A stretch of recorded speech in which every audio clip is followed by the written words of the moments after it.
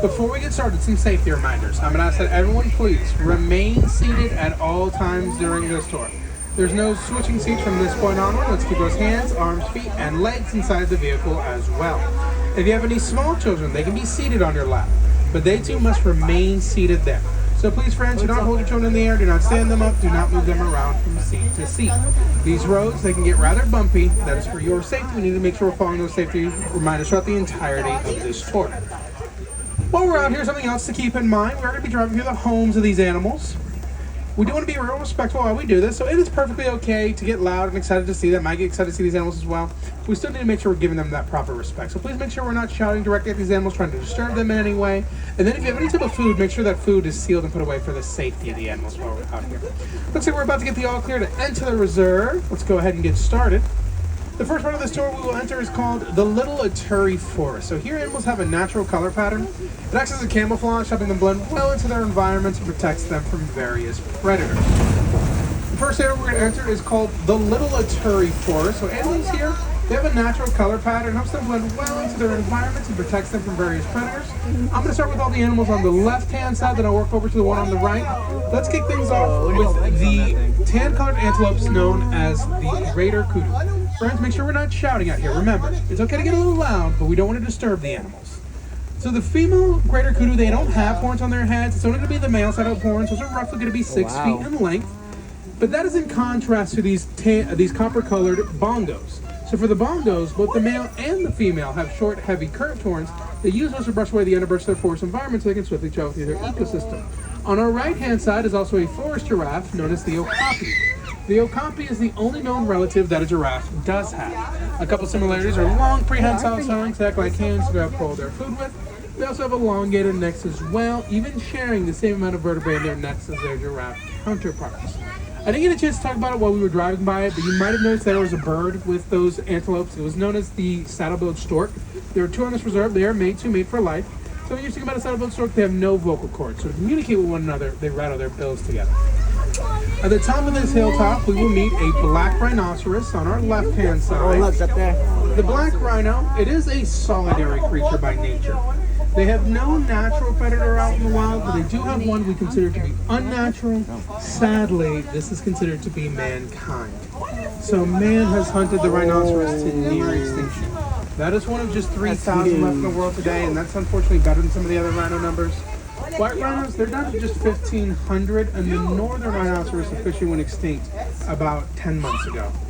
People hunt them for the horns on their heads. They feel they serve a medicinal purpose.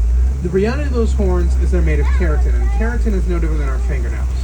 We do support efforts to both protect and preserve the rhinoceros. One way conservationists do this, they dye those horns pink, which run the violence to some poachers. You'll probably notice just how active all these animals are right now. That is due to this rainfall. Rainfall does give us really good safaris. A lot of these animals come from very dry climates. Some of the places it doesn't rain about 9 months out of the year. So even though it rains all the time here in Florida, to them, this is an exciting experience, something that doesn't happen very often. These animals tend to get very active, we get really good looks at them. I'll be looking to see more of these animals, and I'll talk more about that. For now, though, I'm going to talk about how we've entered the Safi River. This is home to the Nile crocodile, as well as the hippopotamus. There is a baby hippo I'll be looking for. She's out, she'll be on the left. I'll do my best if I can see her. For now, we come up to our right. There's fancy hippos in this water as well. They're not going to be my focus. I'm instead going to talk about the pink-backed pelicans. Pink-backed pelicans get their name because during their mating seasons, their backs do glow bright pink colors. When these pelicans have their eggs, males and females switch off in incubation. They switch off about every 30 days or so. On our left-hand side, a really good look at the hippopotamus out here. The hippo does spend the majority of its time completely submerged in water. They do that to keep from overheating. So a hippo will spend roughly 8 minutes at a time completely submerged before they pop up and take a breath. For a long time, scientists believed that the hippopotamus was related to the pig. But as they did research and study, they found those are actually relatives to whales and dolphins. Much like these animals, the hippopotamus uses sonar to communicate underneath their waters. All the rivers we're seeing here are wardens put microphones inside of these rivers. It's to pick up on that sonar communication so we can keep track of when the hippos are conversing. Pretty important, you probably noticed those hippos were sleeping. They do sleep in these waters. They are nocturnal. They sleep during the daytime, most active at night. But even as they sleep, they continue to submerge themselves and raise themselves as they need to in that water. They'll do that instinctually. If you keep looking out to your left-hand side, on their embankment, it is the Nile crocodile. The Nile crocodile is one of the fiercest predators in all of Africa. They grow to be 16 feet in length and are going to weigh in at around 500 pounds. Something you may not know about a mountain crocodile, however, is they can prove to be rather loving parents. So both mothers and fathers, they take their eggs, they roll these around on their tongues. This has an incubation as well as the hatching process. Once those eggs have hatched, these parents take a very active role in these young hatchlings' lives. So it looks to be a little deceiving. When it comes to their own, though there's a key emphasis, and it is on the word own.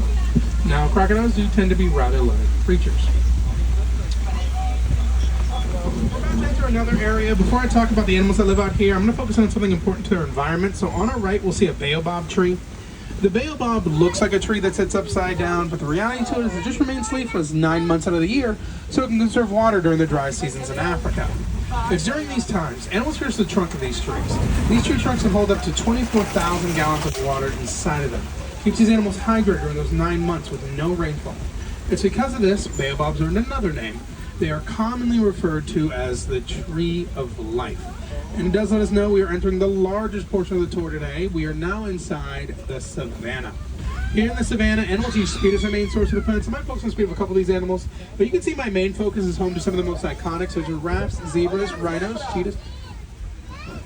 Friends, again, it's okay to get a little excited, but if I can't hear myself, that means we're being too loud. Got to make sure we're keeping a little bit of a lower voice. Again, we don't want to disturb the animals while we're out here. We are going to meet the Hartman's Mountain Zebra on our right-hand side. Hartman's Mountain Zebra, the smallest of the zebra species. So we're looking at the parents there with the babies. They're not much taller. They stand at about 4 feet at the shoulder and all have these white underbellies. Other zebra species having black stripe patterns throughout. Hartman's Mountain Zebra are considered to be black with white stripes. We know that by looking at their nose. So if you notice these zebras have black noses, it means they're black with white stripes. Other zebra species can have white noses, making them white with black stripes. And herds of zebras are known as dazzles. On our left-hand side, in their den, it is the African painted dog. The painted dog gets this name due to the black patterns they have. It almost as if they've been brushstroked off. Each one is distinct from one another. No two looks exactly alike, so they can tell each other apart from a great distance. And they also have both an alpha male and an alpha female. They'll be in charge of the pack, be the main source of breeding. On our left-hand side are large bovine called the Akoli cattle. Most distinct from the massive horns on their heads, roughly 4 feet in length, 20 inches in diameter. Those horns are mostly hollow, except for some blood vessels shaped with honeycomb structures which disperse heat out of the bodies. Also on the left are the sable antelope. The sable antelope are the official emblem to the Harambe Wildlife Reserve. They were chosen because in Africa, these are symbols of strength. That's because in the choice of fight or flight, they always choose to fight. Use the horns on their heads to defend themselves and their young from predators as fierce as lions. So they'd also use them against other males during mating season. They're animals with very few fears. First in the area, I'm going to keep talking about the Hartman's Mountain Zebra. The Hartman's Mountain Zebra, those stripe patterns they have, those are essentially their fingerprints.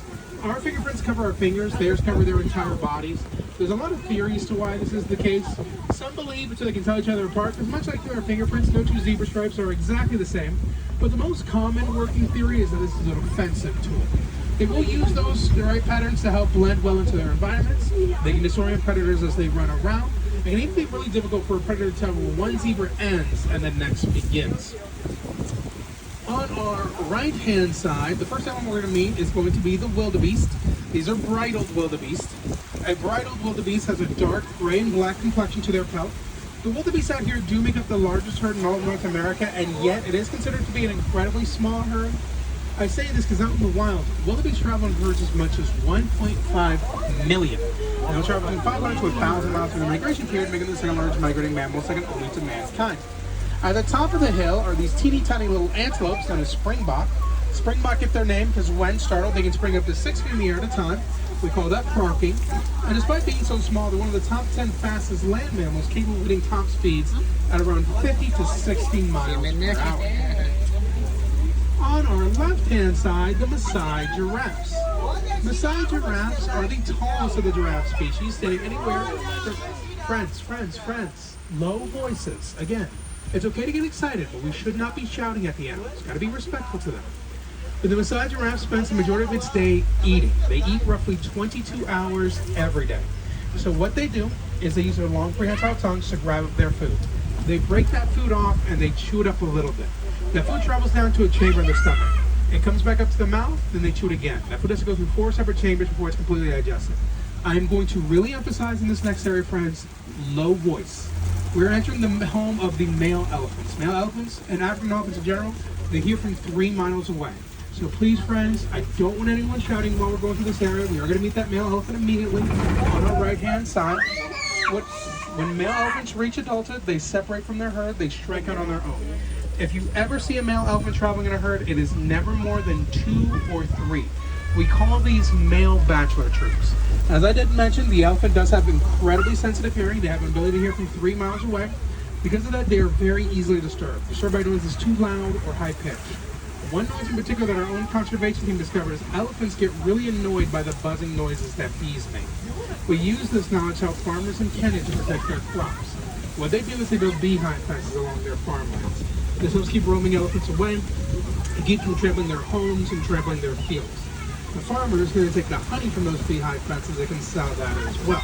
So it's safe for the elephant, it's good for the farmer, and it is good for the bee. It does give the bee a home. The reason all this is so important is for a long time, farmers in Kenya, to protect their crops, they were firing off rifle rounds and throwing rocks at elephants. The elephant by nature, it's a very emotional creature with incredibly long memories. They started to associate these farmlands with dangerous, it's created a lot of tensions, and these elephants grew to have a generational distrust of these farmers. By using more humane methods, again, bees, they just annoy the elephant.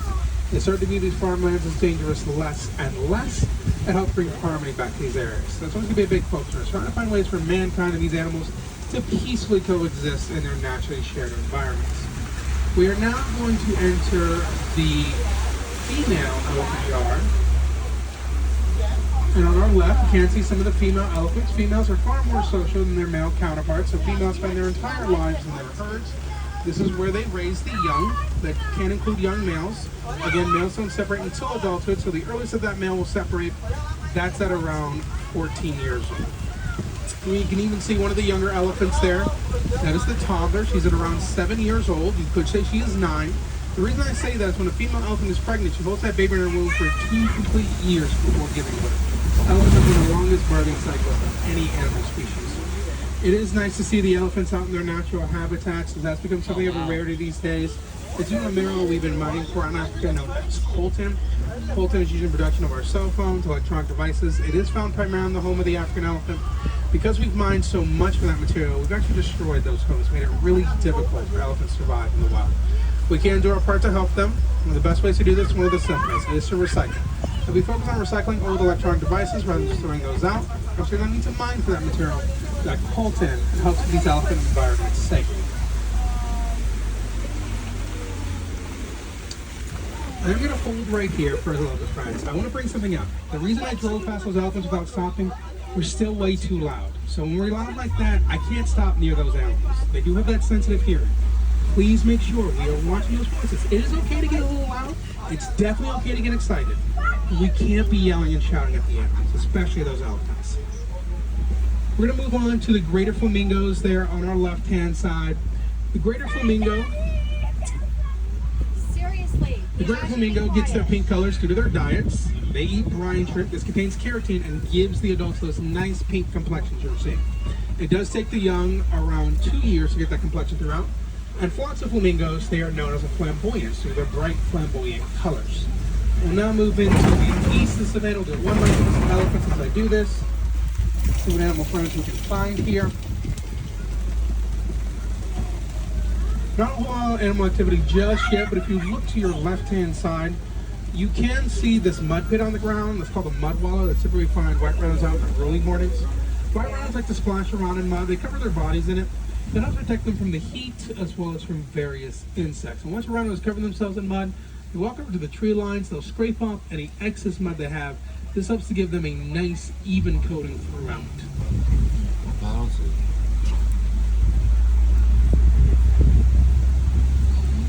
If you look on the hilltop on the right-hand side, you can see some of those white rhinos. The white rhino does live inside of a herd. That herd is called a crash. It's a nickname they very much have earned. White rhinos are kind creatures. They are docile by nature. However, they're nearsighted. They have a difficulty seeing things that are close up, especially when they're not in motion. They do tend to crash into things. Those are 5,000 pounds of pure muscle. Not really anyone going to crash into you. Looking to the left, I do see a cheetah. She's really difficult to make out. She's all the way at the top of that hill. She's blending it right now, though. This is typical for the cheetahs. Cheetahs are camouflagers. They use their spots, their habitat reserve, and tall grass to blend expertly well into their environments. However, we do have one walking in the second yard. This can be our best view of the cheetah so far. The cheetah, it is the world's fastest land mammal. They are capable of hitting top speeds at 70 miles per hour. They go from 0 to 60 in under 3 seconds. A cheetah is a sprinter. They're not a marathon runner. They can only keep that speed up for 30 seconds at a time before they would stop and take a break. However, in short times, cheetahs do cover great distances. In just those 30 seconds, she's run anywhere from 150 to 200 yards. We have a hilltop in view. It is known as a kopie, and I can already see a lion. Kamari is tucked away in the corner of that kopie. You might be able to see her head there. Lions live on top of kopie so they can survey their savanna. Any animal that comes on the line of a kopie, that is considered to be their prey. It's when Mufasa says to Simba, everything that the light touches is your domain. We'll see if we can get a good view of the lions, who may or may not. Lions are nocturnal. They hunt at night. They need to sleep during the day, so a lion's going to sleep roughly 16 to 18 hours throughout the day to conserve energy in between those hunts. But when it is time to go out and do that hunting, the female, she is typically the hunter. Males are defenders. Males stay behind. They protect their territory as well as their young. That's why males have manes. That mane is armor, protecting the vitals around their neck. Even with this rainfall, I was hoping we get a full view. It doesn't look like we're going to get that full view of the lions this time around. Again, pretty common for them to go in. Usually around 10 or 11 is when they'll start to go inside. They don't come out very often just because of that sleeping pattern of theirs, but there might be a chance with that rainfall they might come back out. Just not getting those full views of the lions right now. We're going to go ahead and drive around, see if we can find the warthogs out, possibly.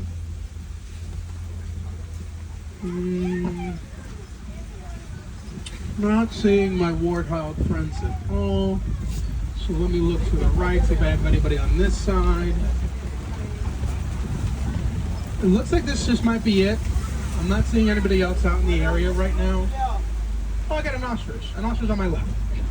So this is a female ostrich. Female ostriches have gray and brown colors to their feathers. Males have a more traditional black and white. It's what we tend to think of when we think of this animal. The ostrich is the world's largest bird. And while they do have these large wings, they don't use those wings to fly. They use those wings to steer as they run. Ostriches do hit top speeds at around 40 miles per hour, and they cover between 10 to 16 feet within a single stride as they sprint. And on our right-hand side, down on the ground, you might also notice some ostrich eggs. Ostrich eggs weigh 3 pounds, the amount of 2 dozen chicken eggs. They're actually so tough, adult males could stand on those and they wouldn't break. They have a really strong outer exterior. We're now going to move into the final leg of this tour. It is the Magadi Glen. We're going to drive by the Warden's Post. I can see those final animals in view, so last but not least, without further ado, some of the smallest and cutest animals you will meet all day. On our left-hand side, we will meet the Nigerian dwarf goats. Nigerian dwarf goats are a very social, playful, and curious creature. That play does serve a purpose. It helps these tiny goats to develop their bodies physically, as well as help establish dominance from within their groups. Well, my friends, that is going to be the end of our tour today. I do want to thank you for joining me.